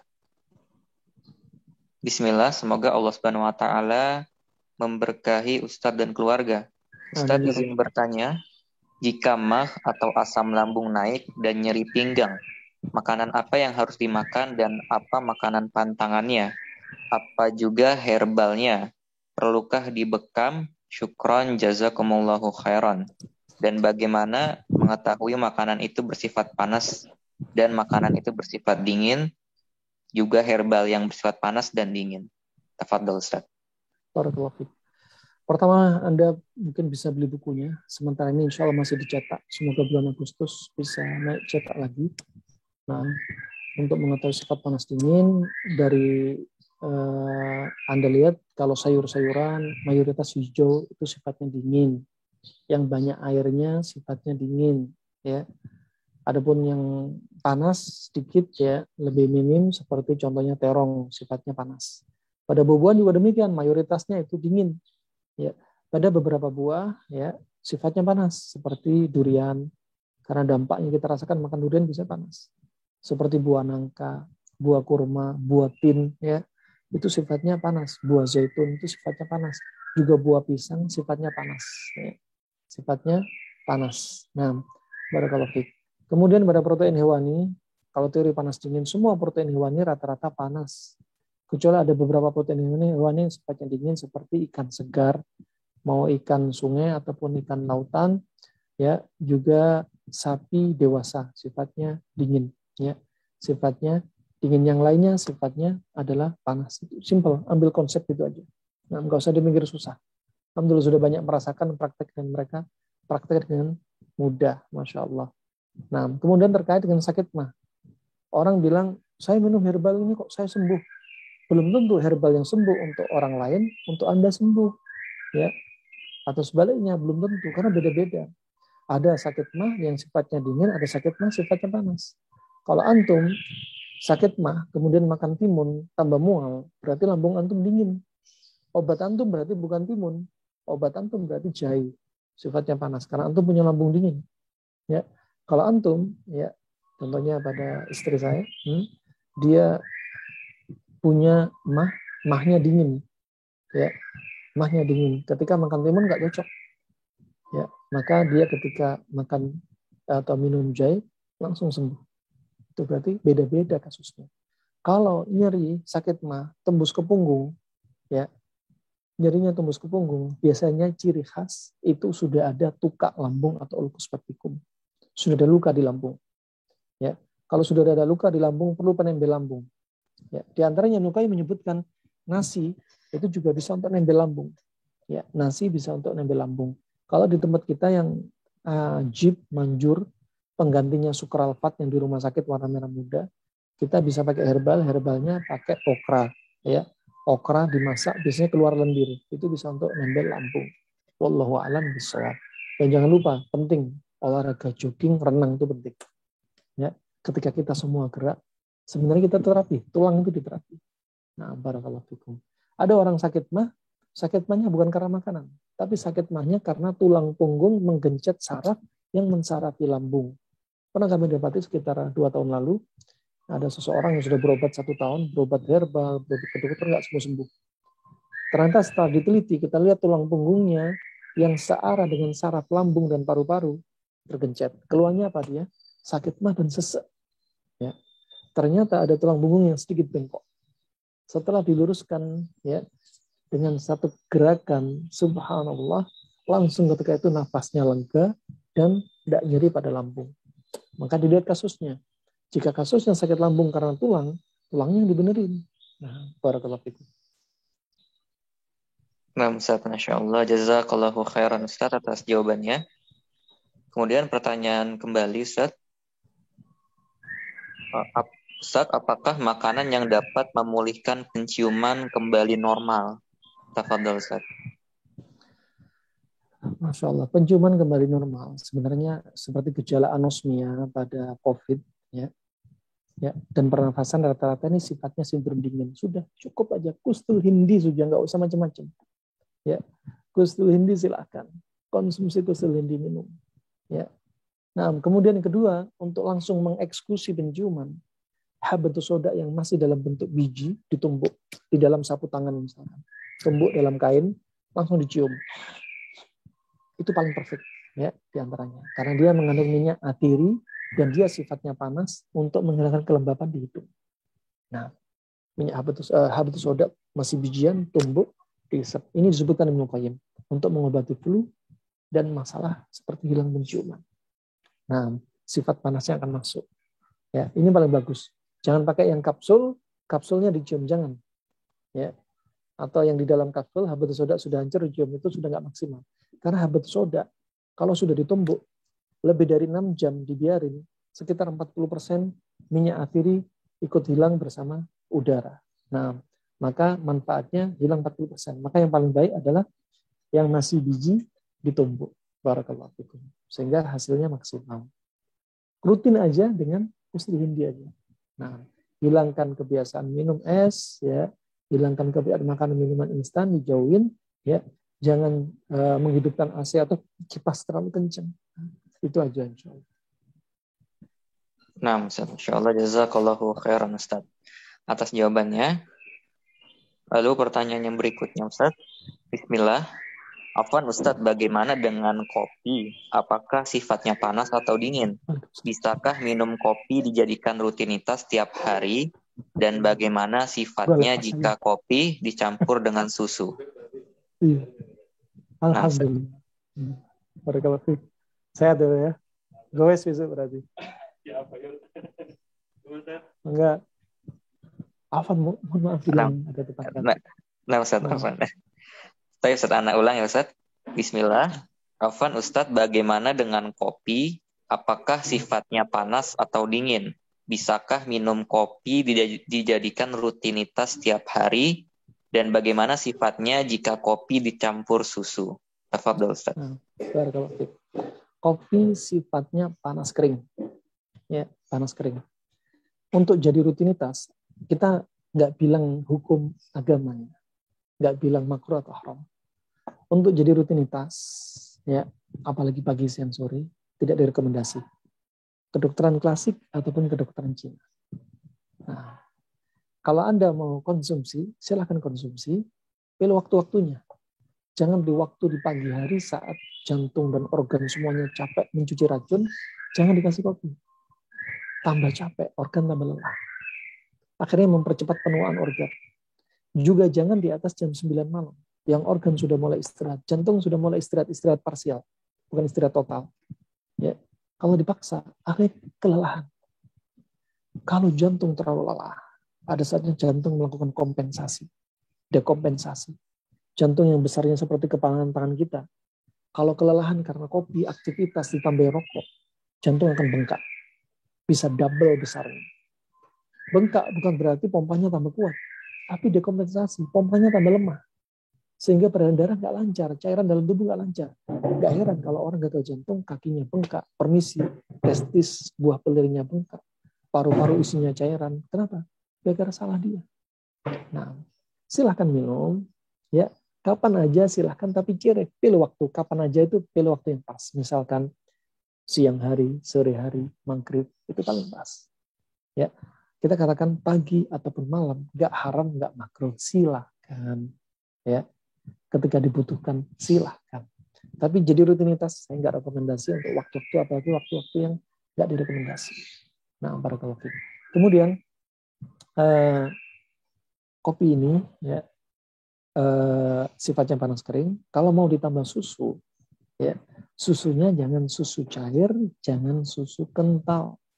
Karena maksud saya jangan susu kental ataupun susu bubuk. Maksud saya susu bubuk, ya itu sifatnya yang tadinya dingin karena melalui pemanasan yang tinggi jadi panas.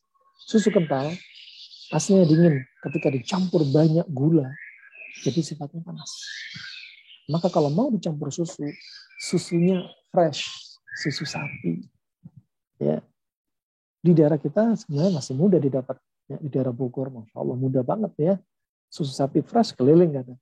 Lah itu kalau mau campur kopi panas, susu itu ya yang fresh tadi sifatnya dingin. Wallahu a'lam bishawab. Tidak mengapa kalau sifatnya kopi campur sama susu yang fresh, dingin. Nah, barakallahu fiik. Nah, Ustaz, Masya Allah, jazakallahu khairan Ustaz atas jawabannya. Kemudian sisa 2 pertanyaan lagi Ustaz, tapi mungkin agak keluar dari tema Ustaz. Nah. Bismillah, Assalamualaikum warahmatullahi wabarakatuh. Semoga Ustaz selalu sehat dan selalu dilindungi Allah Subhanahu wa taala. Afwan Ustaz, saya izin bertanya, apabila seorang positif COVID kemudian isoman dan sudah merasa sehat, apakah masih diperlukan untuk PCR? Apakah beda PCR dengan antigen? Mana yang bagus PCR atau antigen?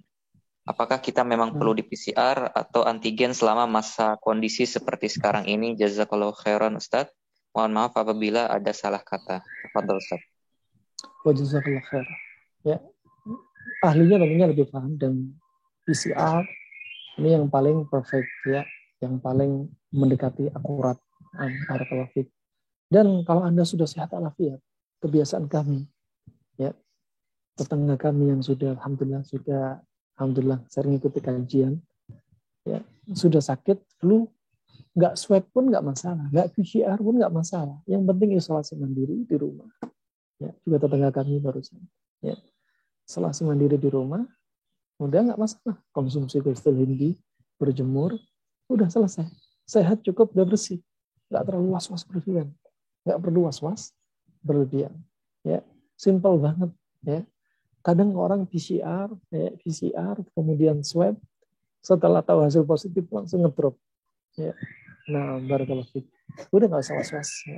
Alhamdulillah, pengalaman tetangga kita juga yang tadi malam kesini juga, alhamdulillah sudah hilang anosmia, udah hilang penciuman.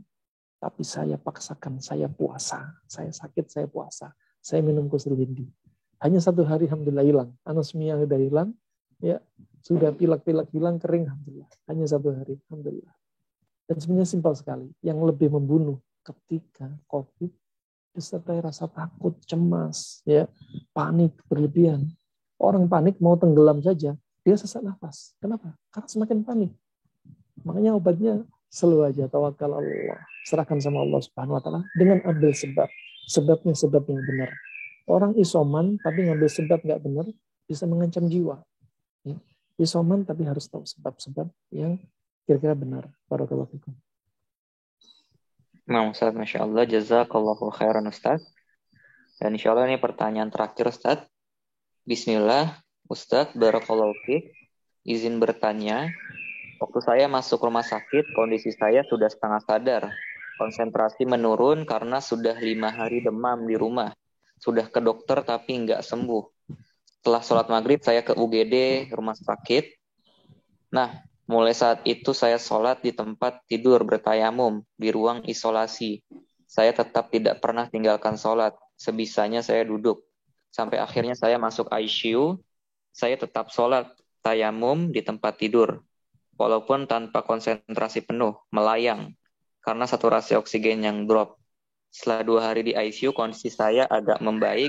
Saya sudah bisa mikir. Sepertinya tayamum saya salah. Karena hanya telapak tangan saja, tidak basuh muka. Akhirnya baru saya perbaiki.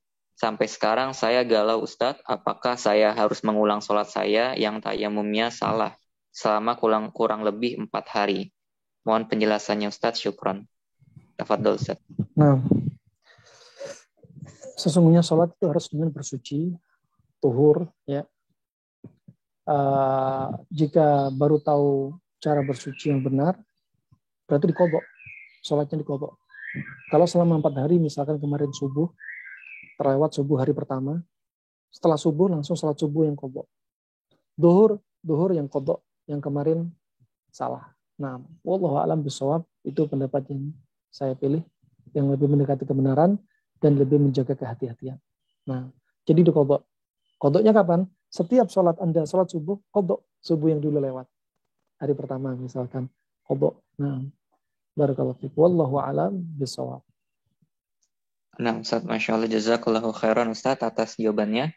Berarti setelah sholat subuh itu selesai berdiri lagi untuk sholat subuh lagi kodok gitu Ustaz. Nah, kodok yang sebelumnya. Wallahu a'lam. Nah, Ustaz, itu adalah pertanyaan terakhir Ustaz dari jamaah. Mohon untuk diberikan ikhtitam Ustaz dari kajian kita pada siang hari ini Ustaz. Tafadhol. Barakallahu fikum. Alhamdulillah, antum dan antunna semua ya bisa kita duduk bareng, yaitu saling tawasau bil haq atau tawasau bis sabr, terutama dalam hal ilmu yang ini. Kalau Allah, kalau Rasulullah yang satu ini, Tibbun Nabawi ini, sebenarnya kalau saya lihat, kalau banyak korban, saya lihat kenapa? Saya ingin nyampein, tapi gimana caranya? Ya, khawatir bertentangan juga. Ya, kenapa? Ini caranya simpel banget, benar simpel. Nah, orang yang isoman banyak korban, kenapa? Karena nggak tahu penanganan dari awal. Kalau sudah terlambat, memang berdampak sangat fatal. Terlambat disertai dengan was-was dan sebagainya. Dan sekali lagi, ya, sekarang kondisi kita dalam keadaan ya sedikit oksigen, rumah sakit sudah penuh. Kami katakan sekali lagi, bisa menjadi wajib Anda menuntut ilmu pengobatan. Apalagi jika ilmu pengobatan tersebut tabit sampai Nabi SAW. Ya, Anda selamat, sehat alafiat, plus Anda dapat pahala mempraktekkan Tibbun Nabawi. Nah, keberkahan dapat di dalam banyak pintu. Nah, itu saja insya Allah yang bisa saya sampaikan. Semangat, sampaikan kepada saudara-saudara kita. Ya, move on dari rasa takut yang berlebihan. Ya, ketika sehat, ini ada sebab-sebabnya diajarin. Ketika sudah kena, ini ada sebab-sebabnya yang enak untuk diambil, efektif, efisien. Ya, lebih nyaman, lebih cepat, nggak butuh uang banyak, juga resikonya sedikit. Nah, itu saja. Harap dimaklumi jika ada salahnya karena keterbatasan ilmu saya, jika ada benarnya dari Allah SWT. Wabillahi taufiq wal hidayah. Subhanakallahumma wa bihamdika asyhadu an la ilaha illa anta astaghfiruka wa atubu ilaik. Wassalamualaikum warahmatullahi wabarakatuh. Waalaikumsalam warahmatullahi wabarakatuh. Jazakallahu khairan Ustaz Abdul Rahman Dhani. Alhamdulillah kajian pada pagi menjelang siang ini sudah selesai. Kepada Ustaz, apabila ingin meninggalkan ruang meeting Zoom, kami persilakan Ustaz. Jazakallahu khair Ustaz. Wa jazakallahu khair. Barakallahu fikum. Waalaikumsalam. Assalamualaikum. Waalaikumsalam.